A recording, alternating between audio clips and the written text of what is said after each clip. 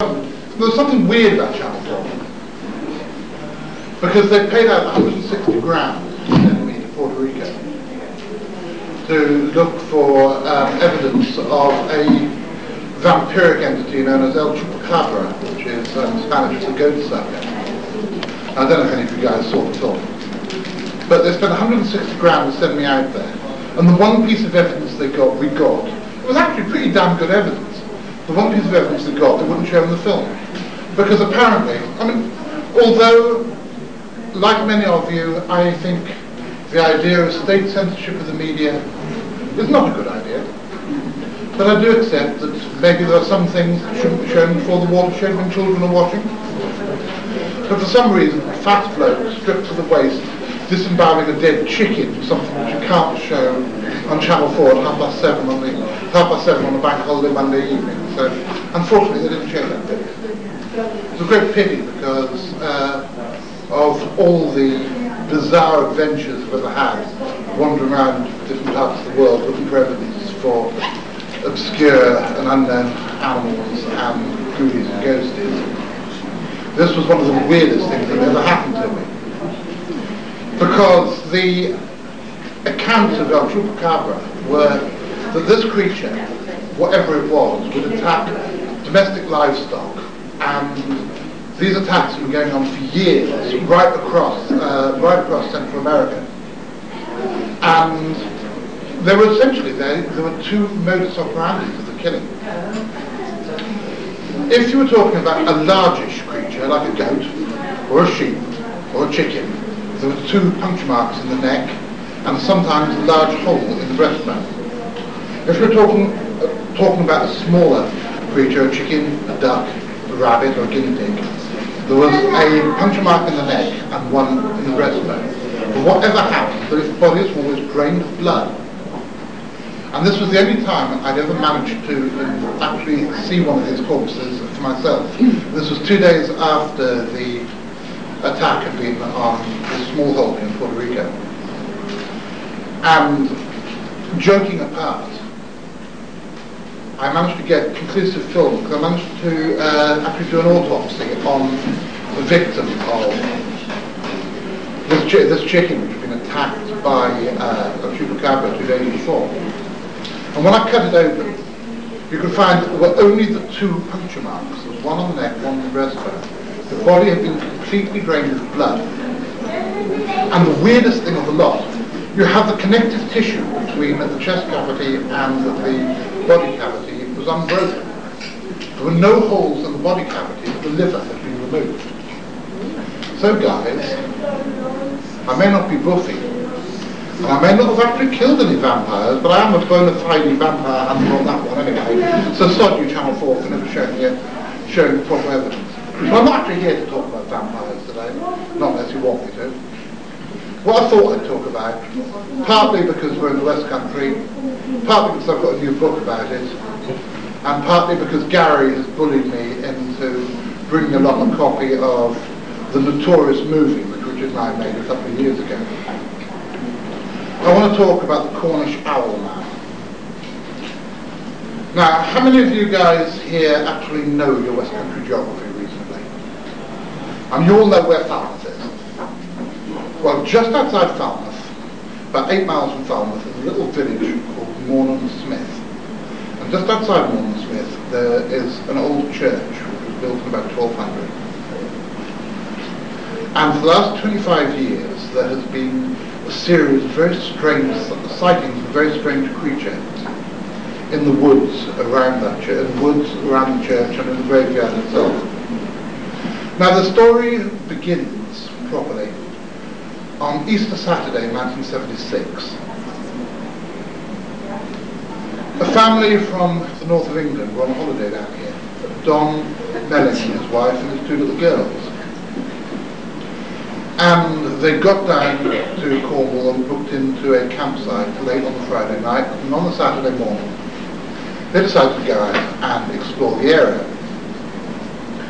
And I recommend anybody who's interested goes to Mornham Church, because it's a very pretty area and there's a nice series of footpaths that you can go through the woods and get down to the beach. and it overlooks the Helford River estuary, and it's a lovely place to go. And so the Melling family was setting up their picnic lunch, and the two little girls were playing games, like girls do, out in the graveyard, while Mum and Dad were fixing the picnic lunch before they went down to the beach. Suddenly, the two little girls came running out of the graveyard, screaming with terror, and with tears flooding down their cheeks, and complaining that they'd seen a giant feathered bird monster, a big bird man, flying in the air over the top of the church tower. Now, this is something which was totally and utterly beyond the imagination of their parents. You've got to remember, okay, here we are, it's the year 2001, and we have lots of TV programs. We have the X-Files, we have Buffy the Vampire Slayer, we have all sorts of things about the paranormal. 25 years ago, you didn't. These days, you've got 14 Times is a magazine which is available on every newsstand. It sells between 18 and 30,000 an issue. There's UFO magazines selling roughly the same. A few years ago, there were actually 11 different paranormal magazines you could get on the newsstands at W.H. Smith's. In those days, there weren't any. 14 Times was a photocopied fanzine which sold 80 copies, which went out of Bob Rickard's back bedroom. It was a subject that people really didn't know anything about. Weird shit, weird stuff, was things that people didn't talk about. And so when the Melling family were confronted with this totally bizarre thing, which was like something out of an H.P. Lovecraft novel, it was something that was totally beyond their comprehension. That afternoon, in an attempt to salvage their holiday and to calm down their two little girls, they went to a steam engine fair, a traction engine fair in the town of Penryn. Now, a mate of mine was actually at that fair. Now, my mate, Tony Shields, have any of you ever heard of Doc Shields? Have any of you ever met Doc Shields? My ex-wife said that meeting Doc Shields was the nearest thing to being hit by a whirlwind that you could ever have. Bizarre guy. He's now in his mid-60s. At the time, 25 years ago, he was about my age. He's a surrealist painter. He was friends with Salvador Dali. He was friends with Picasso. In the early 50s, he ran guns for the IRA. He's got bullet scars in his leg. He's been a playwright. He's been a soldier, both legitimately and on the other side. He's been a cowboy. He's been a painter. He's been an actor. He's been a film director. You name it, he's done it. And at the time, he was on the Dole in Penryn, running a Punch and Judy show. And he was busking there on the Saturday afternoon. And at the time, he'd been involved in a series of quite famous, locally famous sightings of a sea monster, a Morgar, a sea giant. And Mr. and Mrs. Melling going around this steam fair, and they mentioned to some people that their daughter's been frightened by a monster in the woods around the church that morning. And they pointed them towards Tony Shields and said, if you want to know about anything weird which happens, or anything weird that happens in the whole Falmouth Bay area, this is the guy you've got to go and talk to. Don Melling got furiously angry and went up to Tony Shields and accused him of somehow rigging up a monster, of somehow dressing up in a monster suit to frighten his little girls. And Tony, even now, 25 years after it happened, was quite upset at the idea that anybody could think that he would do something just out of pure spite. Like me, he's done all sorts of bizarre things in his life. He's faked things, he's done all sorts of things because they were fun. But he's a friend of mine, and I've known him for a long time, and I would guarantee he's not the sort of person who would ever go out and take pleasure in the terror of small children. So he did his best to calm down Don Melling. He wanted to speak to the two little girls to try and find out a proper description of what they'd seen. But Tom, quite understandably, didn't want his children to be frightened anymore. But he did manage to get the children to draw a picture of what they'd seen. And the picture shows a humanoid figure with wings and big grey feathers. Now these pictures were actually published in a little booklet that Tony was involved in, called Morgar and Other Secrets of Farmers Bay. This was a booklet, I think it only sold 500 copies, it was for sale in a few of the local tourist shops.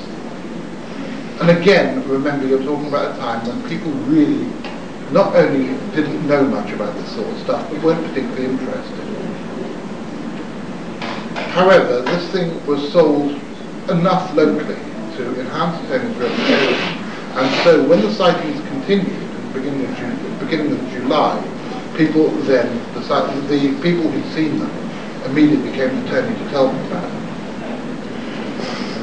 Two schoolgirls called Sally Chapman and Barbara Perry were camping on the evening of the 3rd of July 1976, were camping in the woods outside Northern Old Church.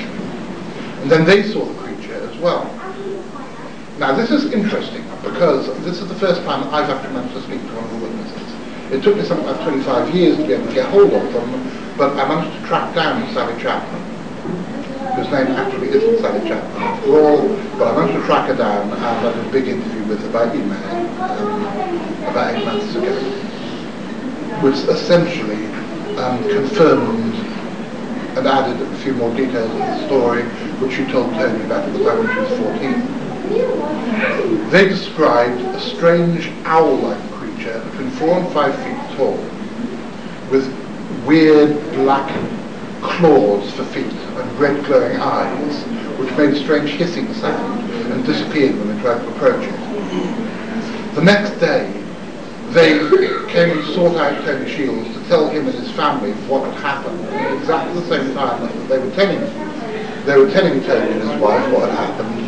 2 other visitors to the area, the Greenwood sisters from Southport, outside Liverpool, also saw the same creature. The sightings continued for quite a while. There were 7 more sightings in 1976. There were 5 different sightings in 1978. And then there was a string of sightings again in 1980. And then they stopped. Now, Richard, can I have a copy of the book, please, dear? Because I want to read one of the eyewitness reports. I became involved in 1986. Somebody had bought me a copy of 40 Times, which then had gone just a little bit beyond being a back bedroom fanzine, but was still the sort of magazine which you could only get in hippie shops. Available from the store? Available from all good bookshops, all good trestle tables out in the foyer. And in that first edition of 40 Times, which I had read in 1976, there was a weird account of how Tony Shields had allegedly been prosecuted by the Bishop of Truro, of all people.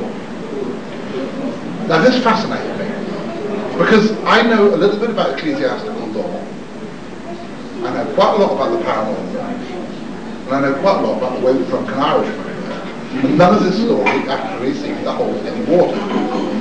According to the story which was published in the News of the World, which as we all know is a wonderful paper, and can always be trusted, and having had at least one solicitor's letter from the News of the World over the years. Do you remember all that stuff when a certain expert from the West Country, who they refused to name, pointed out that their photographs of the Beast of Bomb and the front cover were fakes? Well, that's me. So, just in case the News of the World have any solicitors here, they are wonderful people. I'm sure they would never make up a story at all. And they are wonderful, sweet guys who I know only have reputable journalism and the public's interest at heart.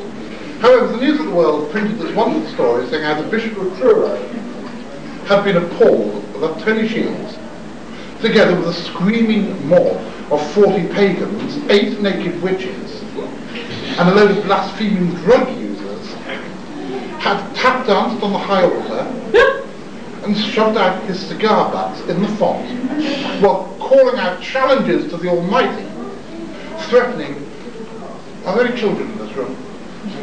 Yes. Okay. I thought I'd better find that out first.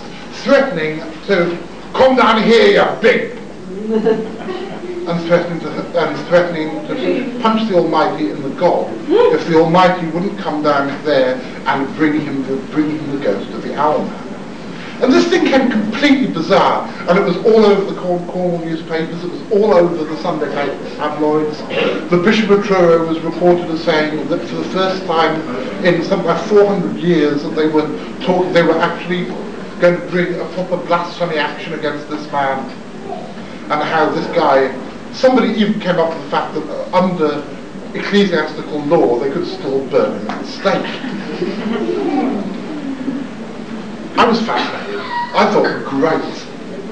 This is exactly what England needs in 1986, is a mad Irish wizard, too much alcohol, load of naked witches, and some gratuitous blasphemy. This is exactly what life needs. So I decided to investigate. The sad thing is, guys, none of it was true. What actually happened, and I discovered this, there were no naked witches. There were plenty of other naked witches as part of the story, and there are some gratuitous nudie bum pictures in the story. There are even more gratuitous nudie bum pictures in the film, which I believe Gary is going to be showing later when the kids have gone to bed. Because I think I must be the only cryptozoologist in the history of cryptozoology to actually present a serious 14 sociological treatise with gratuitous naked lesbian sex. It's a great movie, I think we'll all enjoy it. But, to go back to the story, there wasn't a crowd of 40 drunken, drug-addled, screaming pagan yokels. There was one guy called Dave.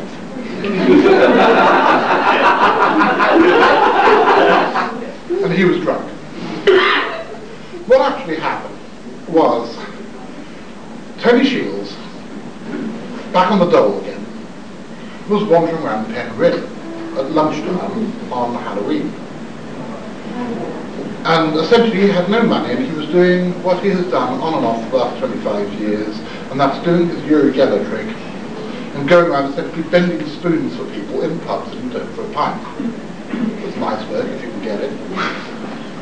I've never actually managed to work out how he does it, so also I'd probably be in the bar now bending spoons in return for a pint. But essentially he was sitting in this pub in Penryn, bending spoons in return for a pint. And I interviewed the pub landlady, and she said he got carried away and there wasn't a straight piece of cutlery in the whole house. Well, that's the story. And essentially along came a bloke whose name I shall not mention, because not only have I been threatened with legal action by the News of the World, but I've also been threatened by legal action by the local BBC, so I better not mention names here again, but this is someone from BBC Radio Cornwall, who came up to Tony, and the one thing, I'm sure you guys have all read Lord of the Rings, and I'm sure you all know that wizards, and Tony is a very real wizard, he's probably the only real wizard I've ever met. Wizards are, like it says, very subtle and quick to anger. So you don't be pissed with them. You really don't. So you certainly don't go up to them and say, "Hello, Tony, old mate, what are you doing for Halloween?" and shove the microphone under his nose. Because if you do, you get exactly what did happen. He said, "Stick with me, boy," and I had to show you. So essentially this was lunchtime. And Tony, having picked up this guy Dave, God knows where from, he was just some bloke, you know. He was just some local drunk who was a mate of Tony's.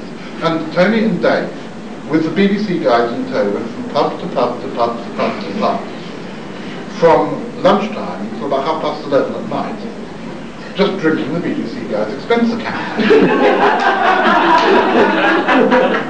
Remember, this was 1986, but I have heard the sum of £87 worth of lager, £87 worth of Guinness, and that at 15 years ago's prices. By God, Tony can drink. To digress slightly, he stayed at my house once, and him and I had been up till 4 in the morning drinking rum. I went to bed, woke up next morning feeling a little bit shaky, to find him skipping around the house playing a penny whistle and shouting a lot. And I said, for God's sake, Terry, how on earth haven't you got a hangover? And he said, because I haven't had a hangover since April 1954. I said, why, Terry? Because I haven't been bloody sober since April. But anyway, that's a digression. Anyway, he'd spent the whole day, he'd drunk the whole of the BBC guys' expense account. And then at midnight, when they'd been kicked out of the last pub, which happened to be the Red Lion in Norman Smith, they'd wandered up towards the church, because the BBC guy was determined he was going to get something for his money. And according to this little guy, Dave, all that happened, he wandered into the church with the BBC bloke with the microphone and Dave, muttered a few words of Gaelic and then went home. And I think the BBC guy decided he'd got to somehow justify his expense account, made up this complete and utter pile of nonsense about tap dancing on the altar and calling down threats to the Almighty. But Tony actually, as he always does, came out with his best. Because in the following Sunday's News and Screws, he was quoted as saying, I wouldn't call that a challenge to the Almighty. Anyway, I don't think God has a God.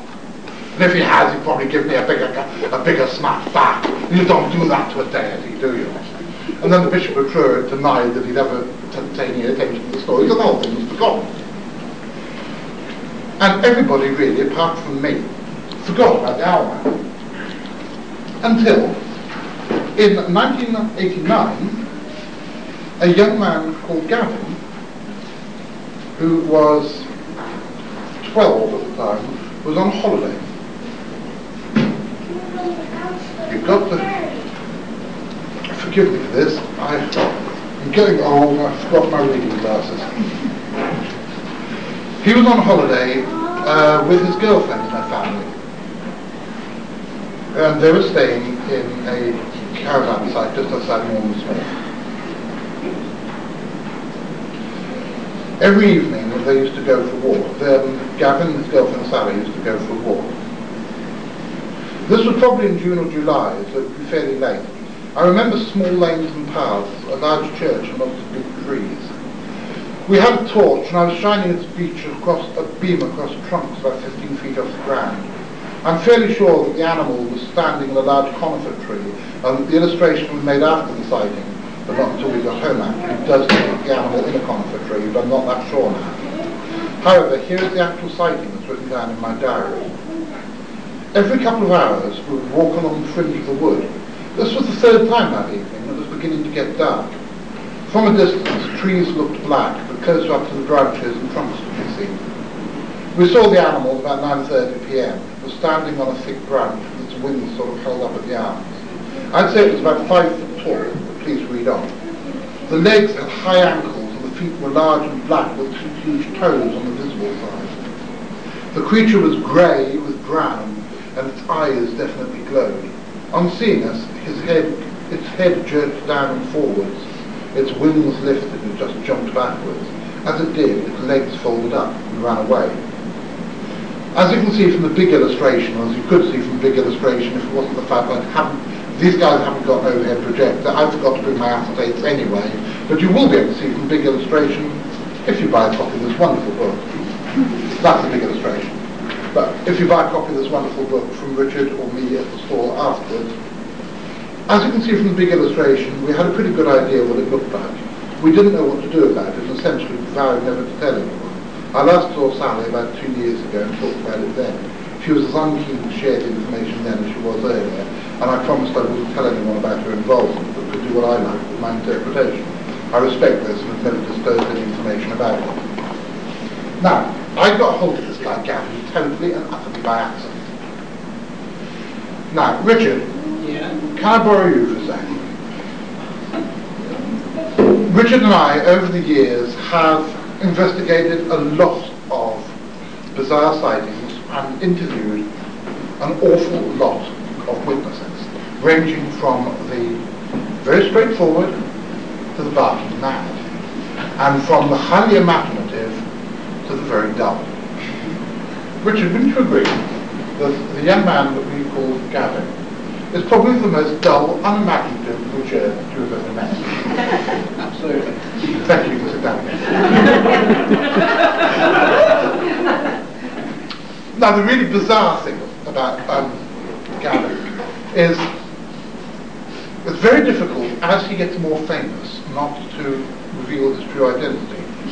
He is actually one of Britain's best known, these days, best known up-and-coming young dinosaur experts. He has written a number of very, very dull books on, Christ almighty, dinosaurs are really interesting things, right? You don't want to be stuck on a train journey for 8 hours listening to somebody talking about the dull bits of the morphology of one particular piece of the backbone of one dinosaur that nobody's ever heard of. I mean, he's probably best known for a 3-volume book that he wrote on the morphology of plesiosaur flippers. I mean, the guy is dull. He has absolutely no imagination whatsoever. And he came up with what is one of the most bizarre things of all time. Now, sorry, my legs are hurt, that's why I'm standing up, sitting down again. When I finally met Gavin, who was the first of the Alman witnesses that I'd had the chance to interview properly, I decided to do my best to break his story. So I invited him down to my place the weekend, got him pierced, set 3 video cameras on him, and I'm an aficionado of old Cold War spy stories, so I interrogated the poor little sod. And for 4 hours I videoed, and I couldn't break his story. Richard has tried to break his story since. Gavin's actually quite a close friend of ours now. He's a dull little jerk, but he's quite a close friend. Over the years, I don't know how many hours we have talked about this stuff. We have not been able to break his story. Which leaves us with the conclusion that if he didn't make up what he says happened, and if he couldn't have misinterpreted a real known owl, and this is not just a dull guy, this is a dull guy who spent 3 summers working at the Owl Sanctuary and Barnyard Owl Trust, so he knows what every European owl looks like. He's hand-reared. And one of the American magazines said, well, it was obviously an escaped eagle owl from a collection that children misunderstood. Well, yeah, right. An escaped eagle owl only happens to exist in one small area of forest, about twice the size of this room, and that nobody else apart from small children ever sees over a period of 25 years. Yeah, I can take that. But this guy, Gavin, has actually hand-reared baby eagle owls. He knows what they look like. Again, like I say, he's got no imagination. If he says he saw it, unfortunately he saw it. Now the thing is, essentially, I don't believe in the hocus pocus. I'm a scientist. I'm a scientist who drinks too much. I'm a scientist who makes gratuitously bad movies, but I'm a scientist. And wherever possible, I try to give a proper, rational, sensible explanation for the things I investigate. And in this case, I can't. Gavin's isn't the most recent sighting. There's been several since then. There's been several more that are in the book. This isn't just a gratuitous announcement trying to plug selling it. But there's 250 pages in the book, and I've got 40 minutes to talk nonsense to you guys in. So I'm not going to read you out witness statement after witness statement. But essentially, over the last 25 years, I think it's now 28 people have seen this thing, and within reasonable standards of witness reporting, it seems that they have seen the same thing. Now, there's a geezer called Mark Travinsky. How do I say this, Richard, without letting myself open to another lawsuit? That is a complete arsehole. He said that, not me. Now, any of you who happen to see the Owlman movie, which has been shown tonight, may notice a homosexual cowboy played by Richard. He was only put into the movie after my very publicised spat with Mark Travinsky. Mark Travinsky is actually a great 14 investigator, and he's the editor of a magazine called Strange magazine in the States, which is my all-time favourite 14 magazine. And even now, despite the fact I've fallen out with the guy, it is a damn good read and something I recommend to everybody. The trouble is, he is convinced that Doc Shields made the whole thing up. And he dedicated, I think it was issue 9, the whole of issue 9 of Strange magazine, to a long and tortuous investigation of the Owlman and Cornish sea serpent phenomena, and also to the photographs which Tony took of the Loch Ness Monster in 1977. He interviewed everybody who'd ever been involved in the case, who was still alive. Everybody he could get hold of, that was. He interviewed Tony. He went back to most of the original source material. He had access to much of the same material as I had for this book. The only difference was he got it completely and utterly wrong. He was convinced that Tony had made the whole thing up, that every Owlman witness that had surfaced was somehow traceable back to Tony, and that they were all friends or relatives of Tony, or part of the same sort of social clique that used to hang out in a bar called the Chain Knocker on Farm Seafront, and that the whole thing essentially was a big practical joke which was being played partly on 14 Times and partly on the Thumbs Packet newspaper. The trouble is, like so many zealots, Mark got it completely wrong. He ignored half the evidence. Piece of evidence 1. Gavin has never met Tony. Gavin is scared to death of Tony. The only link between Gavin and Tony is they're both mates of mine. Piece of evidence 2. The other 3 witnesses who I've had access to and who Mark Jorvinsky didn't have access to, came up with essentially the same story, uncorroborated. One of them was a fairly elderly lady who knew nothing at all about the controversy. All the 3 people that I spoke, all these 3 people were people who were unaware of any of the ongoing debates about the subject in the 14 press. And number 3, he came up with a long stream of evidence proving that Tony Shields had faked a pair of not very good, convincing photographs. They were faked by a geezer called John Gordon, who faked them as a practical joke on Tony's. I knew this at the time. I promised everybody involved while John Gordon was still alive I wouldn't make that evidence public, but John Gordon died of cancer in November last year, so I can now make it public. Tony didn't fake them, John Gordon did. Everything Mark Jorvinsky said about the whole thing is complete nonsense, except for one thing. Mark's whole thesis is that Tony made up the whole thing, and that there is absolutely no evidence for the Owlman or for the Cornish sea serpent which isn't traceable back to him.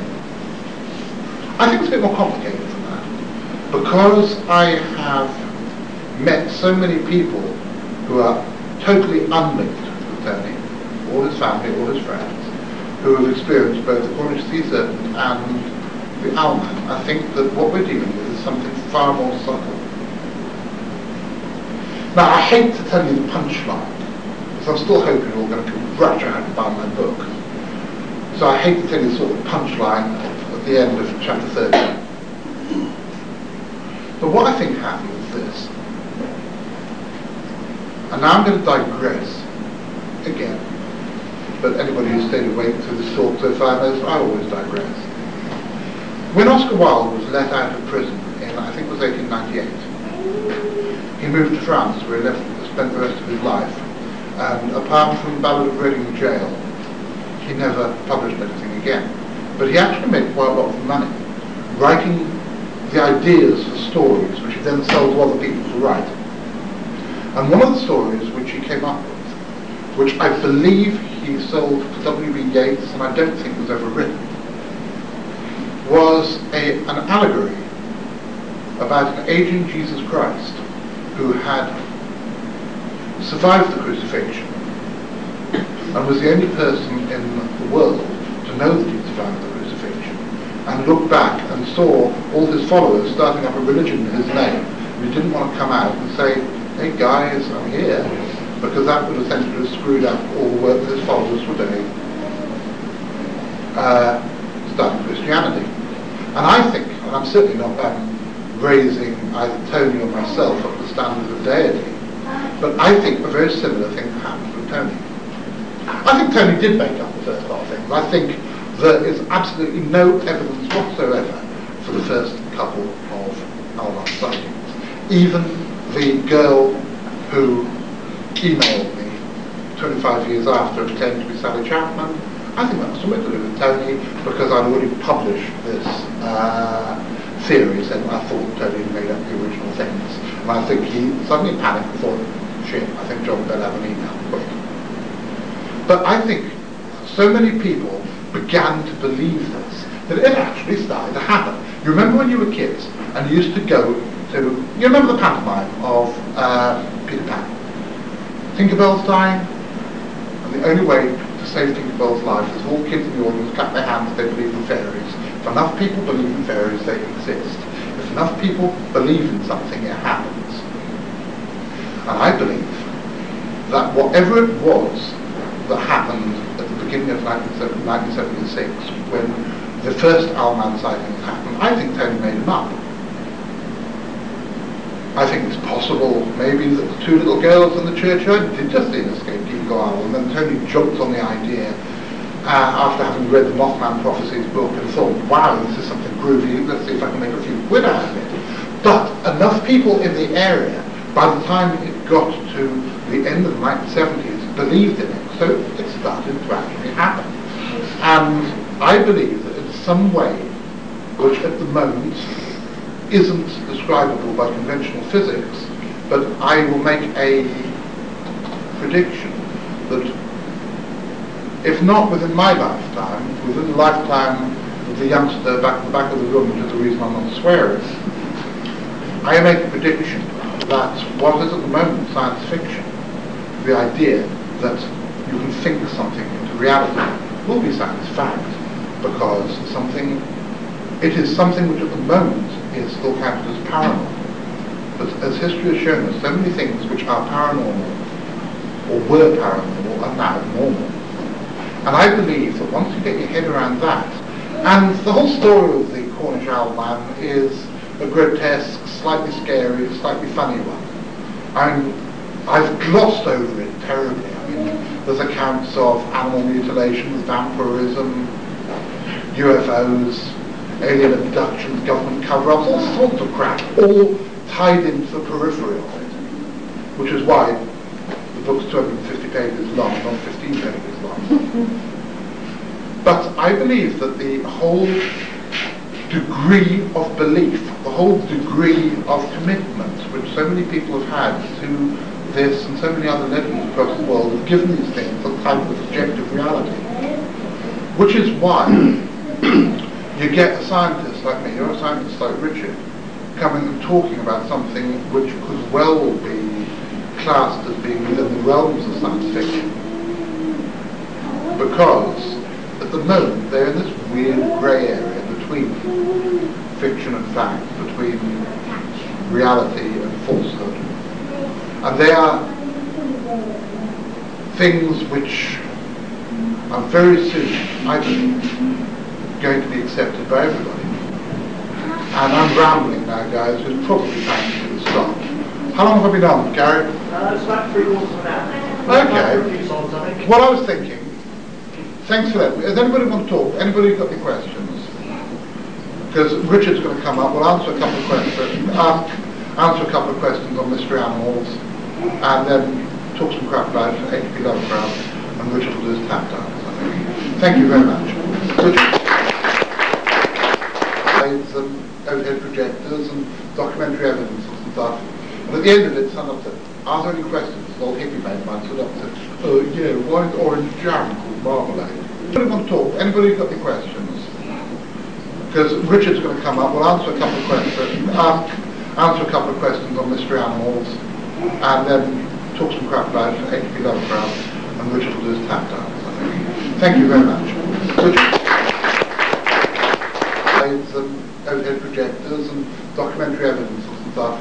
And at the end of it, someone said, are there any questions? An old hippie mate of mine stood up and said, oh yeah, why is orange jam called marmalade?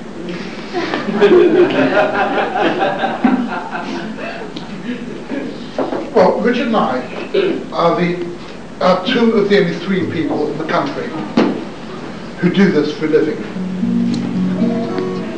Which means we make serious documentaries about things as well as making stupid movies. We write serious books as well as writing silly ones.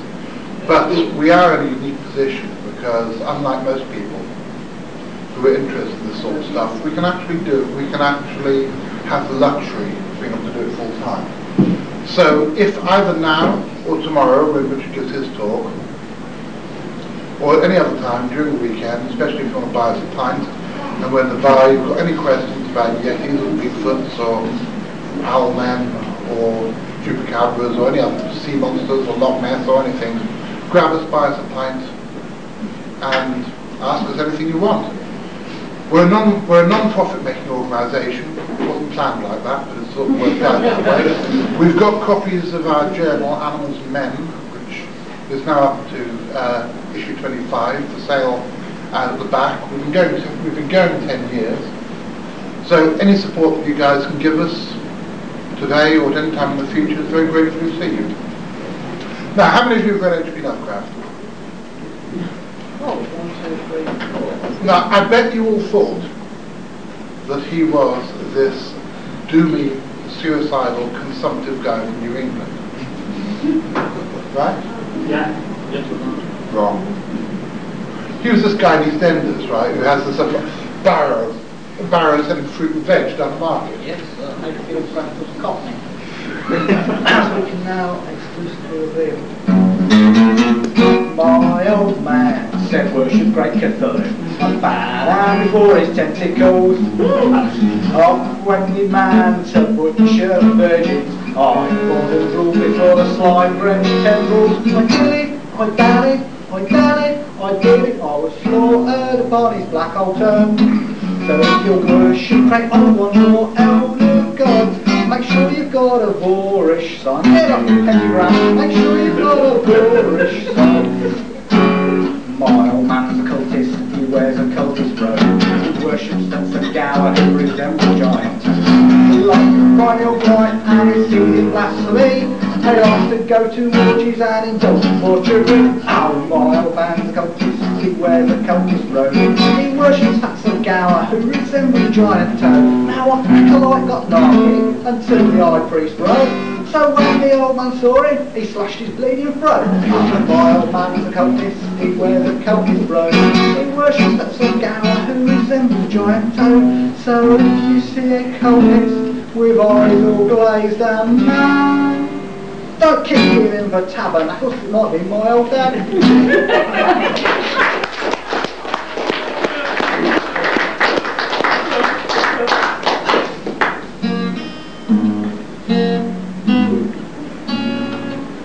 All I want is a slime-drenched pit, foul and dank, I can wallow in it. Dribbling, drooling, swallowing, moving.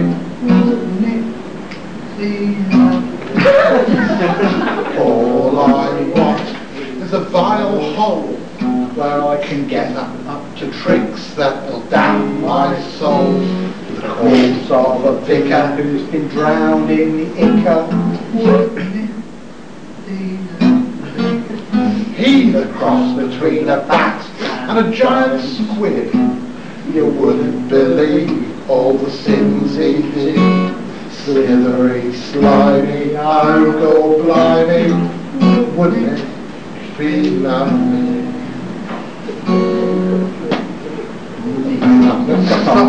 Knees up, your top. Through the metric gate you must go. E-I-E-I-E-I-O. If I catch you manifesting, I'll debase myself a lot. Knees up, knees up, knees up, knees up, young stop that.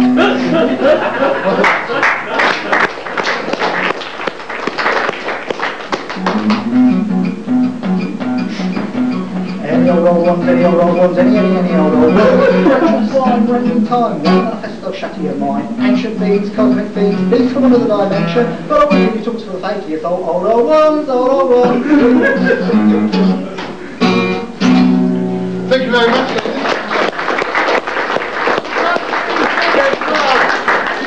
Would you believe a proper record company actually lends us to the studio, and we've got a CD which of all people has actually got Massive Attack on backing vocals, and that's for sale out there as well. Thanks very much, guys.